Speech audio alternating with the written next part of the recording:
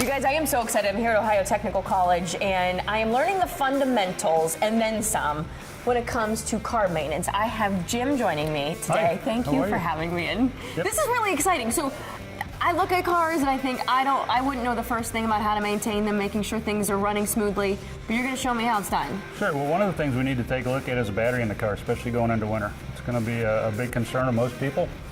Make sure their car starts when they get up in the morning. So we're going to take a this will be quick helpful look. for you too. Okay. We're going to take a quick look How at do the we do it? electrical system. So we need a digital volt ohm meter to start with, and we're going to get that set to the scale that we're supposed to be on. Now, can someone do this at home? Can they get one of those? Okay. Somebody who has some electrical skill could put a voltmeter on a battery and get an idea of what the charge in the battery is, but may not be able to tell if it's good or bad. Okay, maybe don't try this at home then. So we're going to hook it up and just take a quick reading, and then we're going to move to the back of the vehicle and actually do a test on the battery. All right. So we have where should it be? 11.88 volts. We really should be reading about 12.6. So right out of the door, I believe that this battery is probably a little bit discharged. We're going to go to the back because it's Okay. actually located in the trunk. This is interesting. It's in the trunk. It's in the trunk.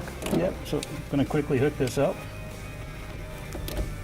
It's interesting to see what you guys do though when that check engine, or not check engine, when the battery light goes on. So this guy starts to read out. And right now it runs us through a bunch of different tests. So I'm just going to go just tell them that the battery is not in the vehicle. So we can just do the battery test right now. It's already telling me it's low. So at what level do you have to change the battery out? When that number gets to what?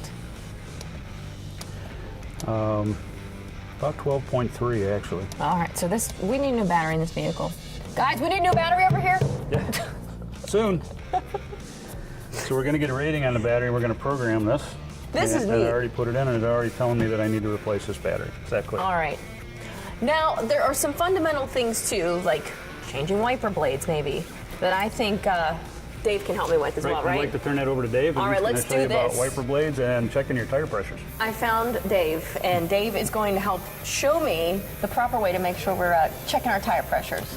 We're going into winter here, and everybody has got the dreaded check your tire lights on, tire pressure lights on. So this is a good way to sit there and improve your traction, obviously, get rid of that light, and also improve your gas mileage. Is it true that there's something about changing out the summer air for the winter air? Well, it's actually a knew they were all long-going, like that. standing joke that customers need to change out their summer air for their winter air. Okay. All right, let's do it. Okay, so let's go ahead and let's check to see. So this would be something I could have at home? Yes, that is Okay. something that you should have in your glove box. Push down on it, and then it'll stick out, and you can go ahead and see the numbers right there. Is it 20?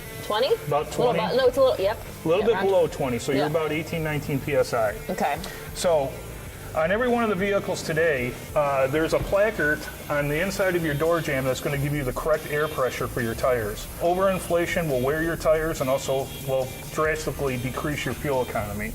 So what we want to do is we want to make sure that we get as close to the recommended PSI for your tire. And for this car, it's what? This car, it is actually 33 PSI. 33. All right. Put it. Push it down, there you go. Okay. So you're locked on the valve stem. And what we're going to do is go ahead and hit that trigger, and it'll give you the pressure. Go ahead and release it. You see you're up to 20, what is it, 25 now? Yep, so we want to make sure we get up to 33 PSI. You're almost there. I always thought that if I blew it up too much that it would blow up on me. Oh, you're going to have to really put some air on it for it to blow up on you. 33.3? That's perfect, All right right. there. So your tire pressure is now set. Your tire light is Feels most good. likely off, and there you go. What about wiper blades? They recommend manufacturers every 6 months that you replace your wiper blades. All right, so let's see how it's done. I've never replaced one myself. All right, Now, on this wiper blade, we're just going to go ahead and flip up. this flip Yep. this. Don't get Don't your break a nail. nail. Don't break a nail. Okay. And then you're going to hold the wiper arm and Okay. then pull down on the blade. There you go. It's just that That's easy. that easy? Are most vehicles that easy? Yes. Interesting. Do you recommend a certain kind of blade? Depending on what your manufacturer recommends, there are a couple of different types of wiper blades. There's beam style, and there's also what they call just a rigid. All right, so say this was a new one that I'm putting on then. You're right. You would just put it down and then push it up a little bit? Or do I Yeah, have you to- kind of have to get it in there a little bit. You'll feel it click. Yeah, that's There okay. it is. Now push up. Push up? Yep. Like push the this blade up, Oh, yep. push the blade up. There it is. Click, push down. Oh. It's just that easy. It's a lot easier than I thought it would be. Yes, it is. Yes, it is. See, you can do it at home.